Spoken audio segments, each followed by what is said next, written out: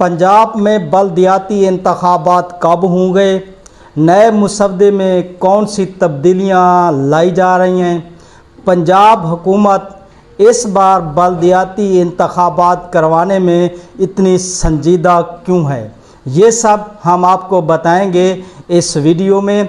आप सबसे गुजारिश है कि अगर आप हमारे यूट्यूब चैनल पर नए हैं और आपने हमारे चैनल को सब्सक्राइब नहीं किया तो बराए मेहरबानी हमारे यूट्यूब चैनल स्टार पॉइंट को सब्सक्राइब कर लें, वीडियो को लाइक और शेयर करें।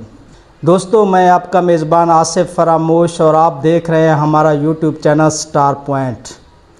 पंजाब हुकूमत की तरफ से बलदियाती इंतखाबात की तैयारियां ज़ोर शोर से जारी हैं।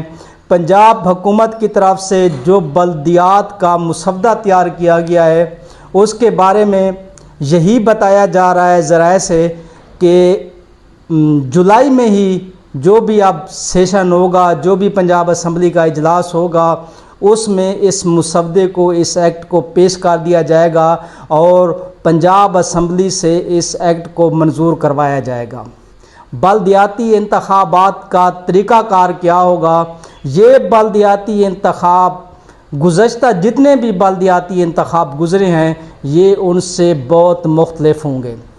एक तो ये बलदियाती इंतखाबात गैर जमाती बुनियादों पर होंगे, ये जमाती नहीं होंगे, गैर जमाती होंगे। और इसका तरीक़ाकार ये होगा कि हर यूनियन कौंसल से 9 कौंसलर इंतखाबात में हिस्सा लेंगे बराह रास्त। कुल जो कौंसलर हैं वो 13 होंगे। 4 जो है वो उनमें एक होगी किसान की, एक अक़लियत की, एक ख़वातीन की और एक यूथ की जो नशिस्त होगी। यूथ जो कौंसलर होगा उसकी उम्र की एक हद मुकर्रर की गई है, वो 18 साल से लेकर 32 साल की उम्र तक वो उसके लिए अहल होगा, जो यूथ की नशिस्त होगी।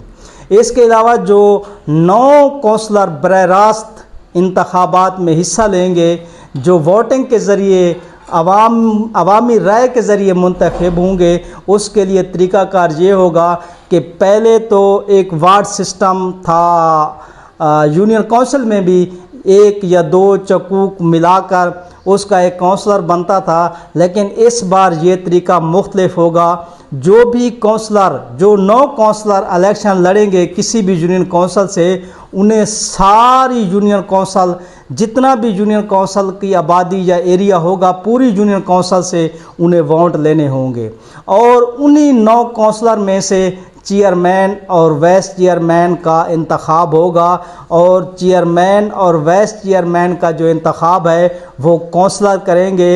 हुकूमत शायद ये समझ रही है कि इससे हुकूमत के लिए बहुत आसानी होगी और हुकूमत अपनी मर्ज़ी के चेयरमैन वाइस चेयरमैन मुंतखब करवा लेगी।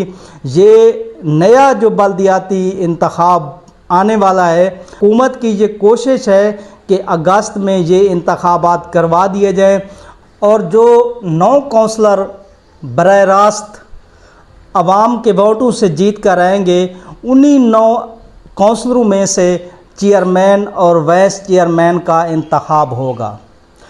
और हुकूमत पंजाब की ये कोशिश है, पहली बार हुकूमत पंजाब, ये लग रहा है हुकूमत पंजाब के इरादों से कि वो जल्द बलदियाती इंतखाब कराने का इरादा रखती है।